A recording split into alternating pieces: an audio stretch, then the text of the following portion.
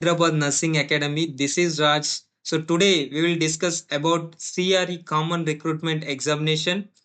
So మనకు CRE examinations అనేది yearly once recruitment అనేది జరుగుతుంది. ఇది కామన్ రిక్రూట్మెంట్. స్పెసిఫిక్గా ఒకే కేటగిరీ పీపుల్ని రిక్రూట్ చేయకుండా కామన్ వేరియస్ కేటగిరీ వాళ్ళని తీసుకోవడం జరుగుతుంది ఇందులో.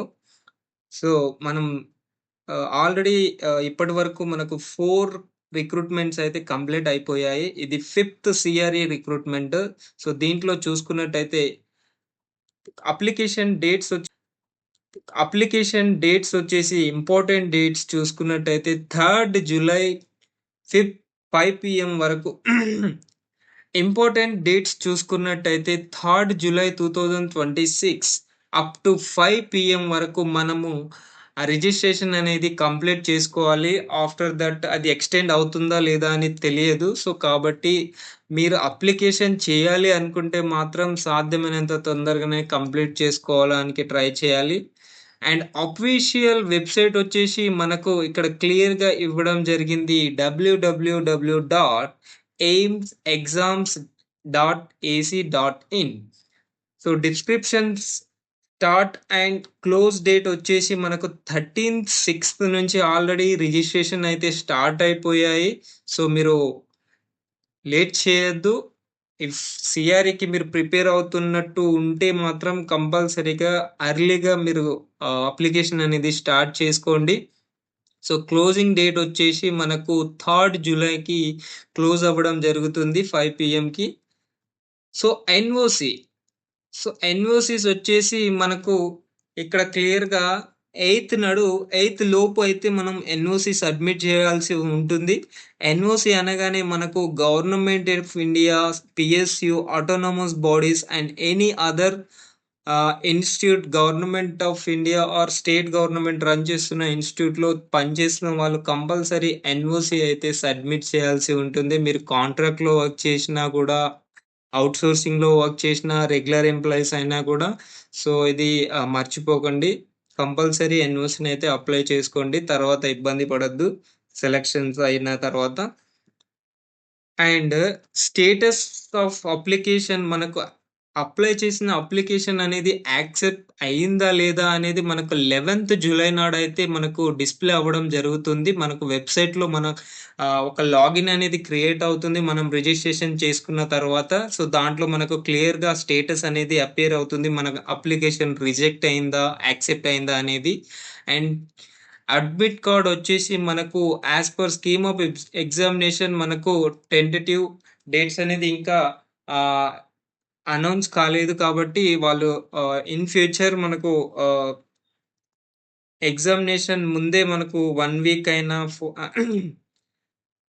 ఇష్యూ ఆఫ్ అడ్మిట్ కార్డ్ వచ్చేసి మనకు 3 days or 4 days 1 week before according to their schedule release చేయడం జరుగుతుంది.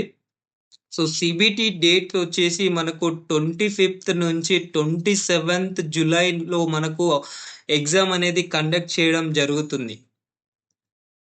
ఓకేనా? So date of skill test.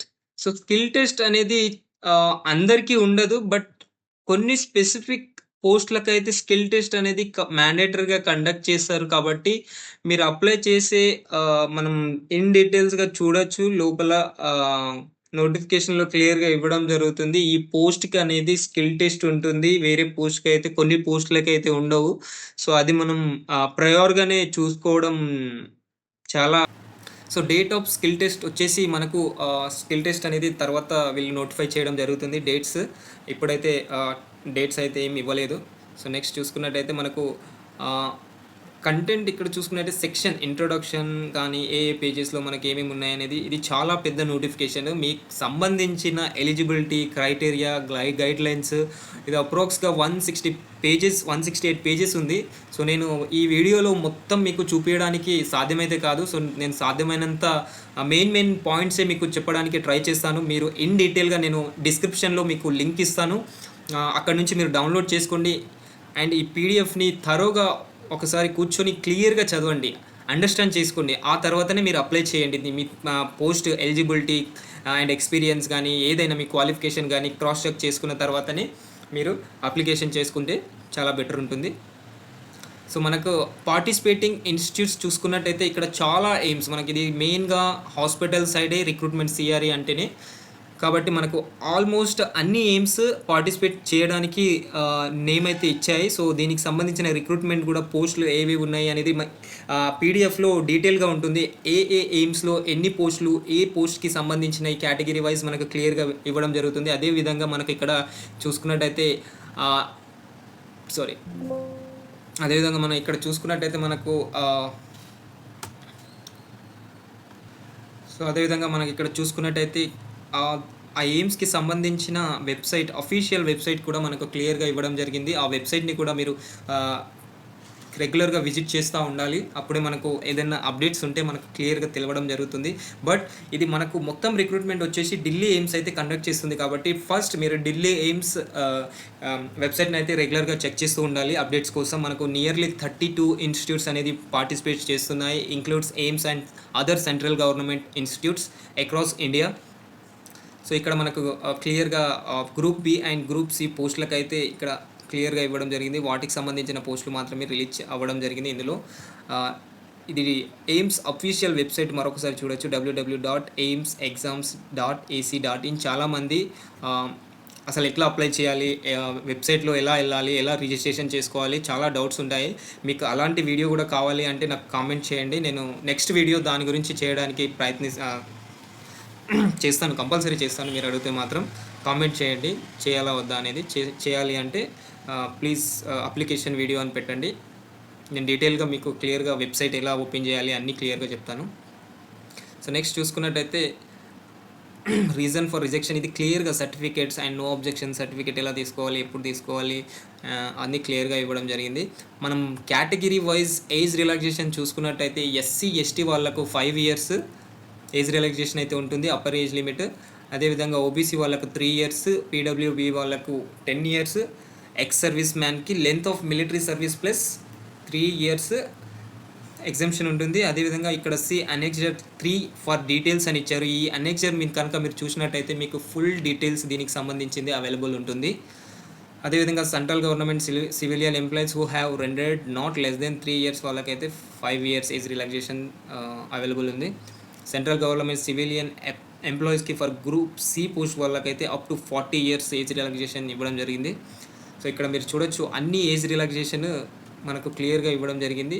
So ఇదన్నీ చెప్తే వీడియో లెంత్ అవుతుంది కాబట్టి నేను స్కిప్ చేస్తున్నాను, మీరు ఒకసారి డీటెయిల్గా చదవండి. సో అప్లికేషన్ ఫీ చూసుకున్నట్టయితే మనకు ఇక్కడ అప్లికేషన్ ఫీ వచ్చేసి జనరల్ ఓబీసీ వాళ్ళకైతే 3000 రూపీస్ ఛార్జ్ చేయడం జరుగుతుంది, అది కూడా అప్లికేషన్ ఫీ. అదేవిధంగా ఎస్సీ ఎస్టీ క్యాండిడేట్స్ ఈడబ్ల్యూఎస్ వాళ్ళకైతే 2400 రూపీస్ అప్లికేషన్ ఫీ అనేది ఉంటుంది. పర్సన్స్ విత్ డిసబిలిటీస్ వాళ్ళకైతే ఎగ్జంప్షన్ ఇచ్చారు, సో వాళ్ళు ఎలాంటి ఫీ లేకుండా అప్లై చేసుకోవచ్చు. అదేవిధంగా ఇప్పుడు అప్లై చేసేటప్పుడు మనకు net banking, credit card, debit card అయితే యాక్సెప్ట్ చేస్తారు. సో ఇక్కడ ఎస్సీ ఎస్టీ వాళ్ళకైతే మనకు ఇంకో బెనిఫిట్ కూడా ఇవ్వడం జరిగింది. ఎస్సీ ఎస్టీ వాళ్ళు అప్లికేషన్ ఫీ వచ్చేసి వాళ్ళు ఎగ్జామ్కి అపియర్ అయితే మాత్రం వన్స్ రిజల్ట్స్ మనకు పబ్లిష్ అయిన తర్వాత రీఫండ్ అనేది చేయడం జరుగుతుంది. సో ఎస్సీ ఎస్టీ వాళ్ళు ఇది కూడా మీరు యూజ్ చేసుకోవచ్చు. సో మీ అప్లికేషన్ ఫీ వన్స్ మీరు ఎగ్జామ్ అటెండ్ అయిన తర్వాత మాత్రం మీకు రీఫండ్ అయితే రావడం జరుగుతుంది. So CBT computer base exam వచ్చేసి మనకు 25th July నుంచి 27th July లోపు 3 days లోపు మనకు జరగడం జరుగుతుంది. సో ఇందులో వేరియస్ పోస్ట్స్ ఉన్నాయి కాబట్టి ఒక్కొక్కరికి ఒక్కో డేట్స్ అనేది ఇవ్వడం జరుగుతుంది వాళ్ళ షెడ్యూల్ ప్రకారం. సో మనం computer based test scheme of examination చూసుకున్నట్టయితే 90 minutesకి గాను ఎగ్జామ్ కండక్ట్ చేస్తారు. అందులో మనకు 100 MCQs ఉంటాయి 400 మార్క్స్కి గాను. అదేవిధంగా మనకు నెగిటివ్ మార్కింగ్స్ కూడా ఉంటాయి. సో ఆ 100 మార్క్స్లో మనకు 20 అనేది related to general knowledge, aptitude, knowledge of computer ఉంటుంది. అండ్ 80 మార్క్స్ వచ్చేసి మన రిలేటెడ్ టు దట్ ప్రొఫెషన్ కావచ్చు, ఆ డిగ్రీకి సంబంధించిన ఎసెన్షియల్ క్వాలిఫికేషన్ వాళ్ళకి సంబంధించిన 80 MCQs అయితే రావడం జరుగుతుంది. అండ్ ద ప్యాటర్న్ చూసుకున్నట్టయితే ఇక్కడ ప్యాటర్న్ మీరు క్లియర్గా చూడొచ్చు. క్వశ్చన్ పేపర్ 5 sectionsగా డివైడ్ చేస్తారంట. 18 minutes డ్యూరేషన్లో ఒక్కో సెక్షన్ ఉంటుంది. And 20 questions content. So 18 minutes duration ఉంటుంది. ఆ 18 మినిట్స్‌లో మనకు 20 క్వెషన్స్ మాత్రమే డిస్‌ప్లే అవ్వడం జరుగుతుంది. మోస్ట్‌లీ అలానే ఉంటుందనుకుంటున్నా ప్యాటర్న్స్. సో, సిలబస్ వచ్చేసి మనకు వేరియస్ పోస్ట్‌కి గాను మనకు ఇక్కడ క్లియర్‌గా ఇవ్వడం జరిగింది. Group name and syllabus and skill test ఉంటుందా లేదా, నేను ప్రీవియస్‌గా మీకు ఆల్రెడీ ఈ వీడియో స్టార్టింగ్‌లో చెప్పాను కదా! స్కిల్ టెస్ట్ అందరికీ ఉండదు. ఉన్న వాళ్ళకైతే ఇక్కడ క్లియర్‌గా మెన్షన్ చేయడం జరుగుతుంది. స్కిల్ టెస్ట్ ఉన్న వాళ్ళకి స్కిల్ టెస్ట్ అండ్ లాంగ్వేజ్ కూడా ఇవ్వడం క్లియర్‌గా చూడొచ్చు. సో, చాలా వేరియస్ పోస్ట్స్ ఉన్నాయి. మన తెలంగాణ వాళ్ళు గానీ, ఏపీ వాళ్ళు గానీ అస్సలకి ఈ ఛాన్స్‌ని మిస్ చేసుకోకండి. ఎందుకంటే ఇయర్లీ వన్సే మనకు రిక్రూట్మెంట్ అనేది, ఈ సిఆర్ఈ అనేది కండక్ట్ చేస్తారు హాస్పిటల్ సైడ్. సో, మీకు ఇది మంచి అవకాశము. ఇక్కడ చూడొచ్చు చాలా పోస్టులు ఉన్నాయి మనకు. నియర్లీ ఇది 186 పేజెస్ అంటే అన్నీ ఆ వీడియోలో చెప్పడం సాధ్యం కాదు. కాబట్టి మీరు కూడా చూడండి. రేడియోగ్రఫీ కావచ్చు, ophthalmic technician, dental hygiene, lab technician, radiography all over ఇండియాలో మనకు ఎక్కడైతే వేకెన్సీ ఉన్నాయో అది కూడా నేను ముందు చూపిస్తాను మీకు. సో, నేను పీడిఎఫ్ లింక్ అయితే మీకు డిస్క్రిప్షన్లో ఇస్తాను. క్లియర్గా అక్కడ నుంచి డౌన్లోడ్ చేసుకున్న తర్వాత 26 నుంచి మనకు క్లియర్గా వేకెన్సీస్ అయితే స్టార్ట్ అవ్వడం జరుగుతుంది. ఆ వేకెన్సీకి సంబంధించిన ఏజ్ లిమిట్ కావచ్చు, పే లెవెల్ కావచ్చు, అదేవిధంగా క్వాలిఫికేషన్ అనేది క్లియర్గా ఇవ్వడం జరిగింది. మీరందరూ ఒకసారి క్లియర్గా దీన్ని థరోగా చదవండి. దాని తర్వాత అప్లికేషన్ స్టార్ట్ చేయండి. సో, ఇక్కడ నుంచి మనకు అన్నీ అవే పోస్టులు, ఏ పోస్టులకి ఏజ్ లిమిట్ ఎంత ఉంటుంది, ఏ ఇన్స్టిట్యూట్ నుంచి ఏ పోస్ట్ అనేది మనకు అవైలబుల్ ఉంది, లెవెల్ పే ఎంత క్లియర్గా ఇవ్వడం జరిగింది. ఒకసారి రిఫర్ చేయండి. సో, ఇక్కడ మనం క్లియర్గా చూసుకున్నట్టయితే 109 పేజ్లో మనకు క్లియర్గా ఇవ్వడం జరిగింది. వేకెన్సీ పొజిషన్స్, ఏ కేటగిరీకి ఎన్ని పోస్టులు అయితే అవైలబుల్ ఉన్నాయో ఇక్కడ క్లియర్గా ఇవ్వడం జరిగింది. నేను చాలా పేజెస్ నేను స్కిప్ చేసి మీకు మెయిన్ ఇంపార్టెంట్స్ అయితే చూపించడం జరుగుతుంది. కాబట్టి మీరు మాత్రం నాలా చేయకండి. మొత్తం థరోగా 160 పేజెస్ని చదవండి టైం తీసుకొని మరి. ఎందుకంటే క్లియర్గా ఇప్పుడే చూసుకుంటే మీకు తర్వాత అప్లికేషన్ అయిన తర్వాత మీకు ఇబ్బంది ఉండదు. సో, ఇక్కడ చూడొచ్చు అన్నిటికీ సంబంధించిన మనకు క్లియర్గా వేకెన్సీ పొజిషన్, ఏ కేటగిరీ వాళ్ళకి ఎంత ఉంది క్లియర్గా ఇవ్వడం జరిగింది. థరోగా అన్నీ చదవండి. అసలు మన తెలుగు వాళ్ళైతే చాలామంది అసలు జాబ్సే పడట్లేవు ఇండియాలో, అసలు జాబ్స్ చాలా తక్కువ ఉన్నాయి అంటే, ఇప్పుడు ఇయర్లీ మనకు 2000 పోస్టులు పడుతున్నాయి, స్టేట్లో పడుతున్నాయి, అన్నీ పడుతున్నాయి. మీరు ఏది వదలకండి. ఒక్క 2-3 వేకెన్సీస్ ఉన్నా కూడా మనం ఎగ్జామ్ రాయడంలో తప్పు లేదు. కంపల్సరీగా మీరు ఎగ్జామ్స్ని అయితే అప్లై చేయండి. మీ ఎలిజిబిలిటీ ఉంటే అస్సలు పోగొట్టుకోవద్దు. అప్లికేషన్ చేయండి. ఇక్కడ క్యాషియర్, జూనియర్ అకౌంటెంట్స్ చాలా పోస్టులు, అసలు కింది స్థాయి నుంచి పై స్థాయి వరకు చాలా పోస్టులు అయితే అవైలబుల్ ఉన్నాయి. కంపల్సరీగా అప్లై చేసుకోండి. సో, నోటిఫికేషన్లో కొన్ని రిలవెంట్ ఫామ్స్ కొన్ని కూడా ఇవ్వడం జరిగింది. అవి మీకు అప్లికేబుల్ అయితే క్లియర్గా చూసుకోండి. డ్యూరింగ్ ఎగ్జామినేషన్ అయినా కావచ్చు, లేకపోతే సెలెక్షన్ తర్వాత అయినా కావచ్చు. సో, ఫుల్ నోటిఫికేషన్ అయితే ఒకసారి క్లియర్గా చదివిన తర్వాతనే మీరు అప్లికేషన్ అనేది స్టార్ట్ చేయండి. సో, మరిన్ని అప్డేట్స్ కొరకు మన ఛానల్ని అయితే సబ్స్క్రైబ్ చేసుకోండి. మెడికల్కి సంబంధించిన ఎలాంటి వీడియోస్ అయినా, ఎలాంటి రిక్రూట్మెంట్ అయినా మనం మ్యాక్సిమం ప్రతి ఒక్కటి క్లియర్గా అప్లోడ్ చేస్తాము. అది కూడా జెన్యూన్, ఫేక్ అలాంటిది ఏమి ఉండదు. గవర్నమెంట్ అఫీషియల్ వెబ్సైట్లో మనకు అప్లోడ్ చేసిన తర్వాతనే మనం వీడియో చేయడం జరుగుతుంది. ఏదైనా న్యూస్ వచ్చినా కూడా అది గవర్నమెంట్ నుంచి వచ్చిన తర్వాతనే మనం దాని గురించి చెప్పడం జరుగుతుంది. ఫాలో చేయండి, లైక్ చేయండి, అందరికీ షేర్ చేయండి. ఈ ఇన్ఫర్మేషన్ మీ ఫ్యామిలీ మెంబర్స్కి కానీ, ఫ్రెండ్స్కి కానీ చాలా యూస్ఫుల్ అవుతుంది జాబ్ కోసం సెర్చ్ చేస్తున్న వాళ్ళకు. Thank you.